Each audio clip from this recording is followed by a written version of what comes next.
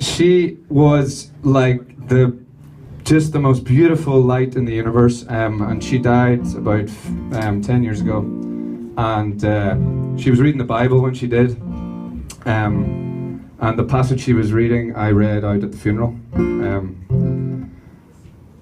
Not my favourite day, I have to admit, but in Northern Ireland at the time, and still, it's very divided. We have peace now, which is amazing, but it's still a very, very divided society. And my grandmother, although she was deeply religious, and we're from Protestant stock technically, she was very much a Christian before she was Protestant or Catholic, and she very much welcomed everybody into her house at a time when that didn't really happen.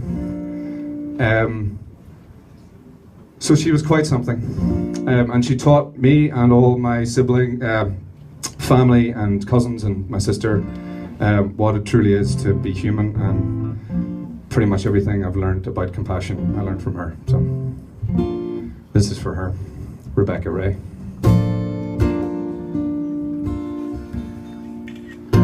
If silence is golden, those days were a golden age. Just you and your Bible, open at your last page. And those words trembled from me as I read in the church that day. With so many family, all lost for the words to say. Why right then, when I was so far from home?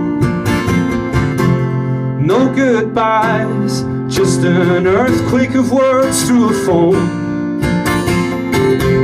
To this day, I hear your voice all the time in my mind. I know you're here, somehow still guiding me. If you're not the tiger, you're likely the tiger's prey. When too many thought that, you thought a different way. In an Ireland so broken, of hearts and of blood and bone, you were a light ray, so rare yet you weren't alone. Why right then, when I was so far from home? No goodbyes, just an earthquake of words through a phone. To this day, I hear your voice all the time in my mind. I know you're here, somehow still guiding